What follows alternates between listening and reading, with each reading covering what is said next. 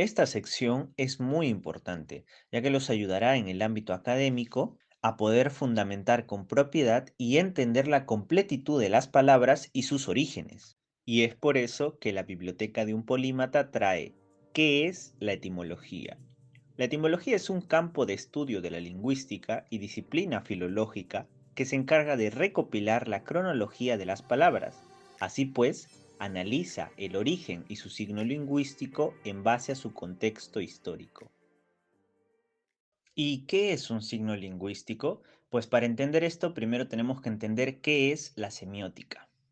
La semiótica estudia los tejidos de significación de la realidad por medio de los signos. ¿Y qué son los signos? Pues vendrían a ser aquello que representamos en lugar de otra cosa. El signo se puede definir como la representación de la realidad según Ferdinand de Saussure, lingüista, semiólogo y filósofo, y como cosa perceptible por los sentidos que se emplea para representar algo, según Charles Peirce, el padre de la semiótica moderna. Las palabras están compuestas por signos gráficos a los que denominamos letras, que en ciencias de la comunicación pertenecerían a un tipo de código. Pero no nos perdamos explicando la complejidad de la semiótica, puesto que eso lo dejaremos para otro video. Una vez que entendemos que la semiótica estudia los signos para entender la representación que le damos a la realidad, podemos entender qué son los signos lingüísticos, pues vendría a ser el resultado de un significado y de un significante. Para que no sea muy confuso, tomemos de ejemplo la siguiente imagen. Una bicicleta. El significado vendría a ser la abstracción de la realidad de este objeto y el significante vendría a ser el agregado fónico, en el que según Ferdinand de Saussure, el significado es la imagen mental abstraída de la realidad y el significante, según el lingüista Louis Hemslet, es la secuencia fónica o expresión, formándose así lo que conocemos como palabra. Con esto ya tenemos un resumen muy breve de cómo se origina la palabra.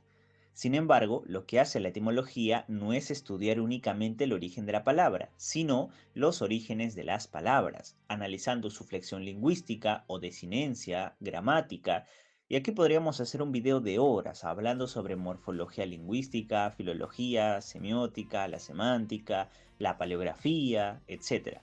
Pero eso lo dejaremos para un video sobre lingüística en general.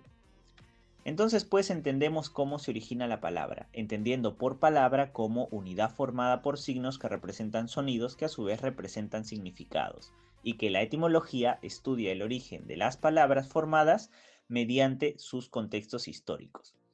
Y, para dar un ejemplo, utilizaremos la etimología para explicar el origen de la palabra palabra. Palabra viene del latín parábola, que se compone en el griego de la siguiente forma: para, que significa al margen de, y vole, que significa establecer un paralelo, significando entonces como comparar, pasando en una alteración del latín a sentido narrativo en otros idiomas, creándose el verbo paraulare, por lo cual parle significa hablar en francés y parlare en italiano.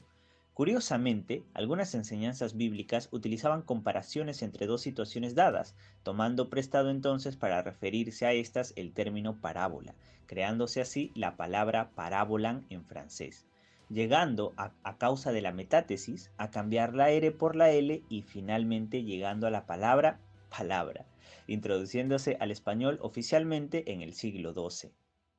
Con la palabra etimología se aplica lo mismo, y también la utilizaremos para explicar lo que son los cultismos.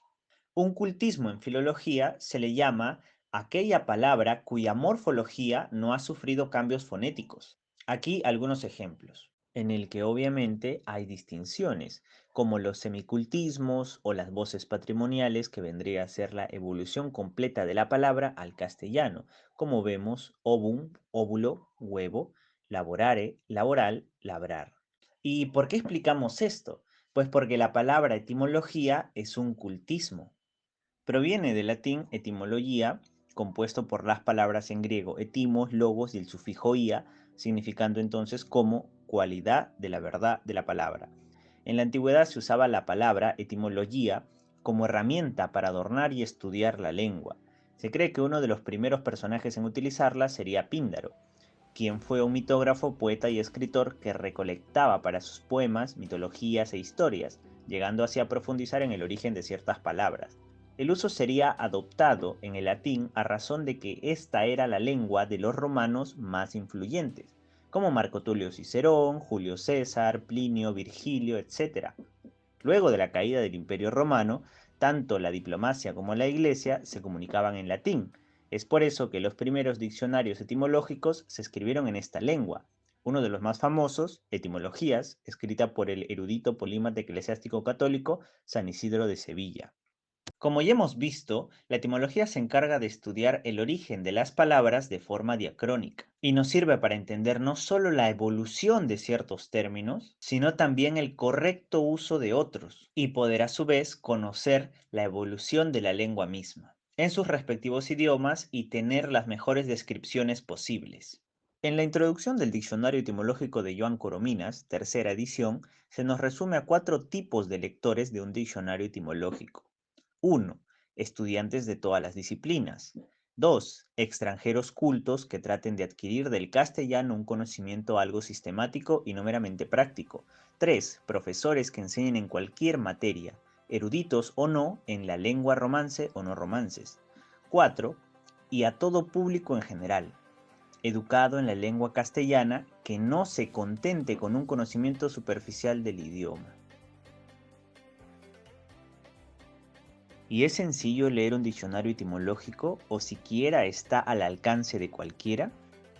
La respuesta es que sí, leer un diccionario etimológico no es algo muy complejo, y además recordemos que no es lo mismo que leer el diccionario de la Real Academia Española, de la cual muchos lingüistas y académicos han renegado durante la historia, como Juan José Arreola, Marta Hildebrand, el propio Marco Aurelio de Negri, y con justa razón, puesto que la RAE se ha olvidado de cierta forma de aplicar el uso de la etimología, y aún así mucha gente lo considera como la máxima autoridad del habla española.